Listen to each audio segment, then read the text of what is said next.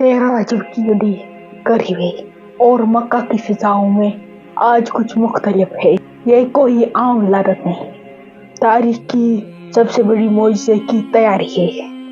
हज़रत फातिमा बिन्त असद जब विलादत का वक़्त महसूस करती है तो सीधी खाना काबा के पास आती है। काबा का दरवाज़ा बंद है मगर अल्लाह का फैसला बंद नहीं होता। काबा की दीवार फट जाती है,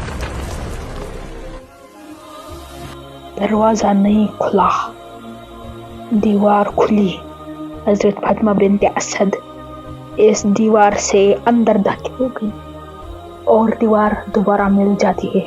मक्का के लोग हैरान रह जाते हैं। दरवाज़ा खोलने की कोशिश होती है लेकिन दरवाज़ा नहीं खुलता, क्योंकि ये किसी इंसान का फैसला नहीं, अल्लाह का खास हुक्म था। हज़रत फातिमा बिन्त असद 3 दिन तक अल्लाह के घर में अल्लाह की मेहमान रही। ना इससे पहले ये शरफ किसी को मिला ना इसके बाद। फिर तीसरे दिन वही दीवार दोबारा शक हो जाती है और फातिमा बिन्त असद आगोश में चांद जैसे बच्चे को बाहर ले आई। यह वो बच्चा था जिसकी विलादत सबसे मुकद्दस मुकाम खाने काबा के अंदर हुई। नाम था अली इब्न अबी तालिब और ना अली अलैहिस्सलाम से पहले काबा में कोई पैदा हुआ ना इसके बाद।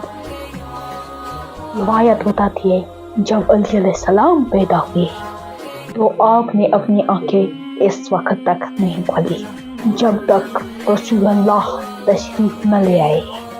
जैसे ही नबी ने अली को अपनी गोद में लिया, अली ने आंखें खोली और अपने भाई और अल्लाह के नबी का दीदार किया। रसूल अल्लाह ने अपनी ज़ुबान मुबारक अली के मुंह में डाली और अली को इल्म अता किया, जिन्होंने इस बच्ची का नाम रखा अली।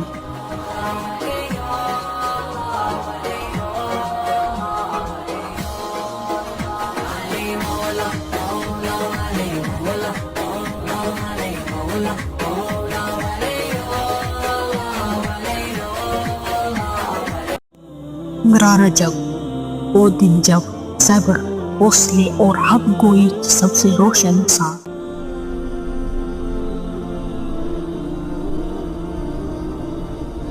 इस दुनिया से पर्दा फरमा गई।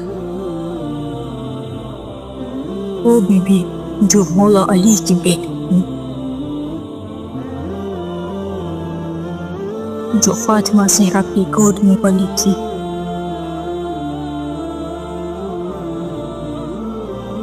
और हुसैन के गम को अपने रूह में समाई रही।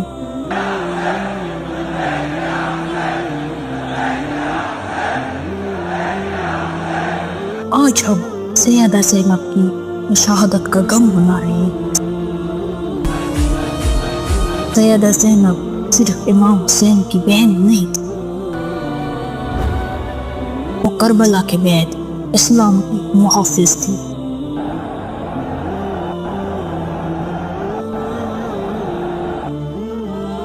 करबला में जब भाई कुर्बान हो गए,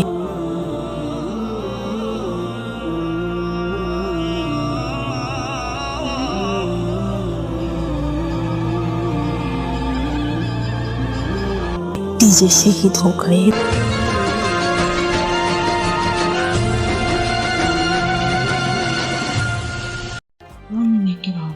आज का दिन कोई आम दिन नहीं, आज उस इमाम की शहादत का दिन है जिसने पूरी जिंदगी यह जंजीर और सजदे में गुजारी है।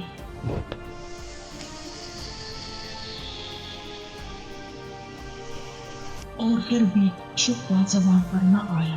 आज 29 रजब है, शहादत मूसा काज़िम अलैहिस्सलाम का है।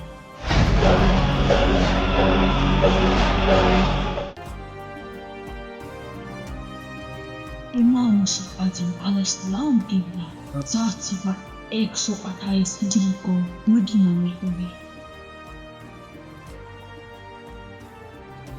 वालिद इमाम जाफर सादिक, वालिदा बीबी हमीदा खातून।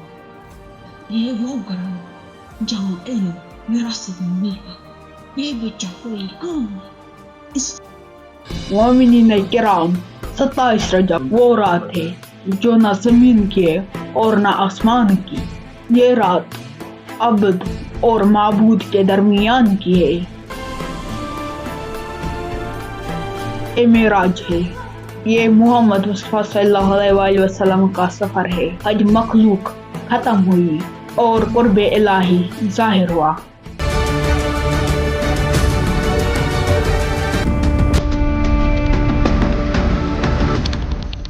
معراج سے پہلے غم اور تنہائی چھائی. روایت کے مطابق معراج اس وقت عطا ہوئی جب رسول خدا صلی اللہ علیہ وآلہ وسلم شدید ترین آزمائشوں سے گزر چکے تھے.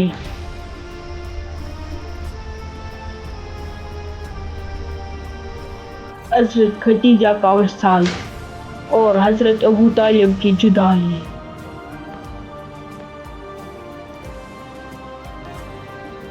عید میں پتھر، مکہ میں مسلسل انکار.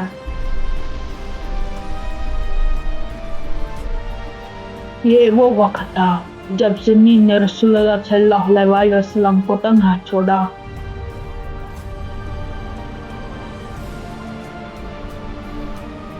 تو اللہ نے آسمان بلا لیا اور جبرائیل نازل ہوئے.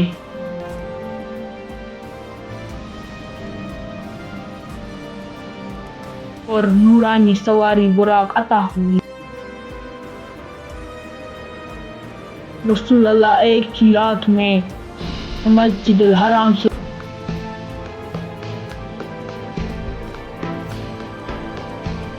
مسجد الاقصی تک پہنچائے گئے.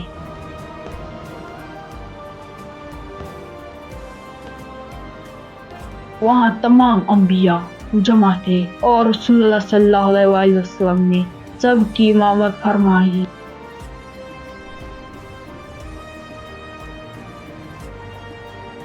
یہ اعلان تھا کہ نبوت کی قیادت محمد صلی اللہ علیہ وآلہ وسلم کے پاس ہے.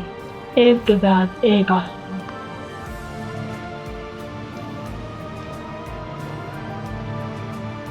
اب تک کی سدرۃ المنتہا.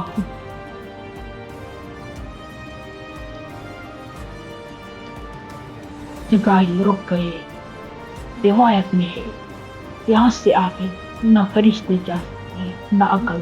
محمد صلی اللہ علیہ وآلہ وسلم اکیلے آگے. یہاں ایک نہایت اور نازک گہرا نقطہ ہے جسے شیعہ کتب میں نقل کیا گیا ہے. روایت میں آتا ہے جب رسول خدا صلی اللہ علیہ وآلہ وسلم مقام قرب پر پہنچے تو اللہ تعالیٰ نے رسول اللہ صلی اللہ علیہ وآلہ وسلم سے خطاب فرمایا.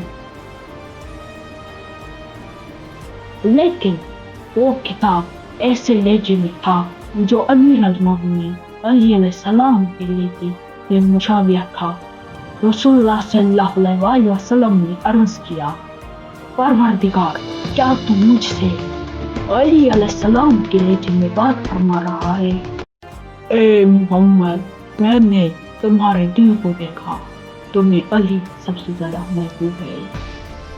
اسی لیے میں نے اس آواز میں بات کی جس سے تمہارا دل مانوس ہو. یہ وہی علی ہے جن کے بارے میں رسول اللہ نے کہا علی مجھ سے ہے میں علی سے. ایک قرب ابدیت کامل کا مقام جہاں محمد صلی اللہ علیہ وسلم اللہ کے سب سے قریب بندے بن کر سامنے آ گئے. یہی نماز کا تحفہ امت کے لیے شفا عطا ہوئی. ولایت کے اسرار بیان ہوئے. جب رسول خدا صلی اللہ علیہ وسلم واپس آئے تو یہ واقعہ صرف سفر نہیں تھا، یہ ایمان کا امتحان تھا. اہل بیت کے ماننے والوں نے کبھی شک نہیں کیا کیونکہ وہ جانتے تھے محمد صلی اللہ علیہ وسلم کو نہیں کہ جو دیکھا نہ ہو.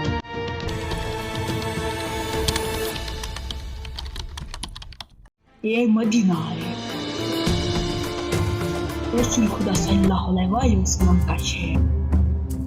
مگر آج شہر کی فضاؤں میں عجیب سا سناٹا ہے. آج نانا صلی اللہ علیہ وسلم کا نواسا فاطمہ زہرا سلام اللہ علیہ کا لال مدینہ چھوڑنے والا ہے۔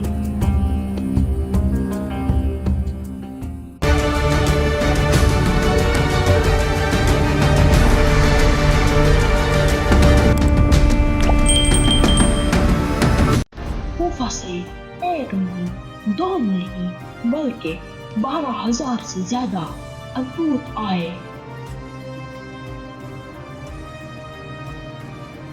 میں ایک ہی بات تھی، یمنا رسول اللہ کوفہ آئے، ہمارے پاس لشکر ہے، ہم ہاتھ پہ بیعت کریں گے۔ مگر ایک خط جس نے تاریخ کے دل پر وار کیا، اے حسین، اگر آپ کوفہ نہ آئے تو ہم روز محشر رسول خدا صلی اللہ علیہ وسلم کے سامنے آپ کو کھڑا کریں گے۔ میں نہ اقتدار کے لیے نکل رہا ہوں، نہ حکومت کے لیے، میں تو اپنے نانا صلی اللہ علیہ وسلم امت کی اصلاح کے لیے نکل رہا ہوں۔ میں ظلم کے سامنے سر جھکانے سے انکار کرتا ہوں۔ اے عباس، سفر کٹھن ہے، دشمن کے ارادے ساتھ میں لشکر کی تیاری۔ آقا عباس آپ کے حکم کے بغیر سانس بھی نہیں لیتا، اگر آپ کا اشارہ ہو تو عباس ہر قربانی کے لیے تیار۔ لشکر تیار ہوتا صرف آپ کے حکم سے۔ نانا جان، حسین جا رہا ہے۔ آپ کی امت نے حسین کو بلایا بھی اور تنہا بھی چھوڑا، مگر حسین آپ کے دین کو تنہا نہیں چھوڑ سکتا۔